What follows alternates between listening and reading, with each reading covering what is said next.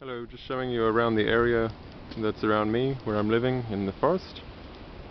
This is where I live, inside this bender.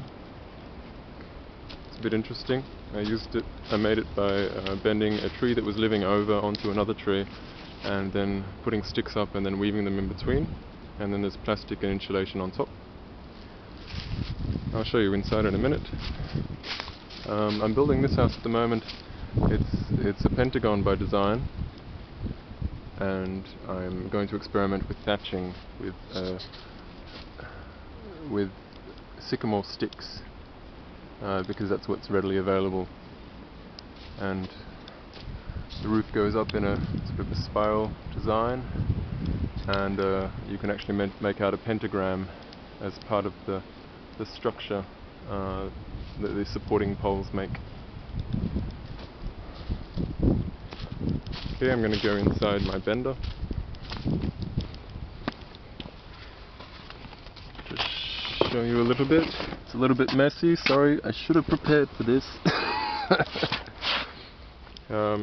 Yeah, I've got a little window. I need to get a torch so you can see around a bit. But,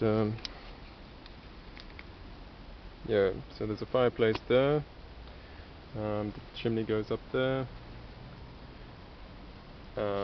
Yeah, there's a seating area all down here. There's my guitar. Hanging basket for food because there's lots of rats and mice. I'm going to be really cautious of rats and mice getting to the food.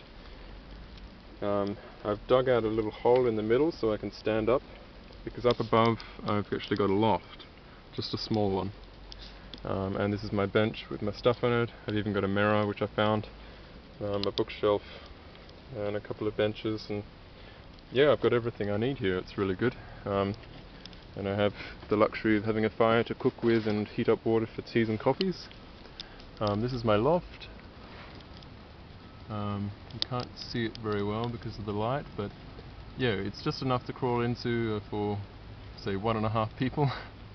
And yeah, it's quite comfy. I found a feather blanket in the trash, and I use that, and I was warm all winter. Okay, coming back outside. Oh, just turn the torch off. Oh, that's my bike that I found on the side of the road and fixed up a bit. The camera's gonna find its focus again, maybe. Got some seedlings which I'm growing here. Just got to get the focus back. There we go. That's going to be kale. Coming down to the garden area which I've been working on. But this is a seating area that I've made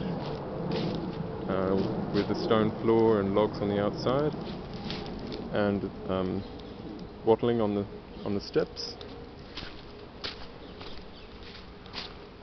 There we are. From here you can quite well see the platform that I've made in the tree, which is just an experiment. Next time I will only use ropes.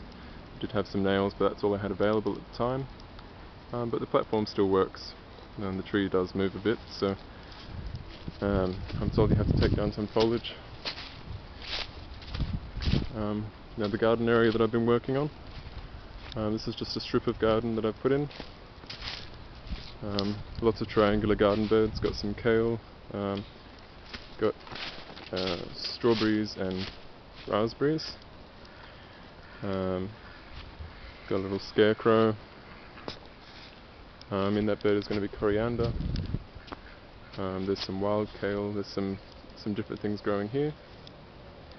Got some apple mint, some seedlings on this place where I will find a bird bath to put on. Some potatoes, and some rows of purple sprouting broccoli, Japanese spinach, a special type of radish, and also coriander.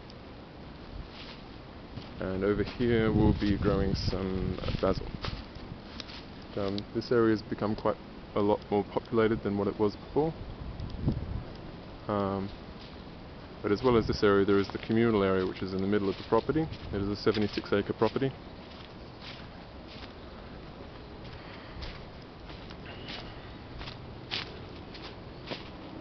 coming down to some wells that I've dug out. Where it's soggy on the ground like this is where the underground water is coming up, and so it's really simple. You just dig a hole there and suddenly you've got a well. So the first well that I dug was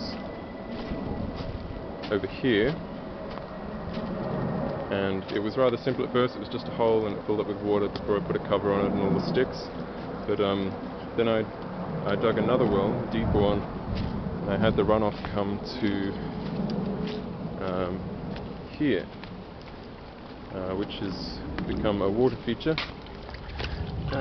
When it rains it goes a bit faster, but it doesn't stop even when it's dry because it's feeding off the underground water. And then that runoff goes into a little pond, and at the moment there's some chickens, some ducks, and they're over there, and the ducks have a pond which feeds off the water at the bottom of this pond. So it's all very efficient with all our own water. And I think that's about all I've got to show you in this area.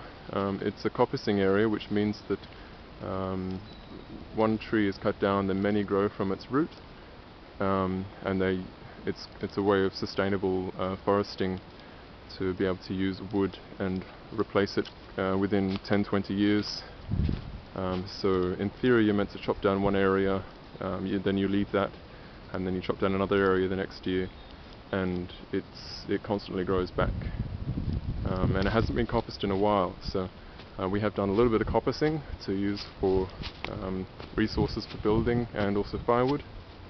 But yeah, there's a lot of potential and opportunity here. So that's it. Alright, thanks. See my face if you like. I'll see you later.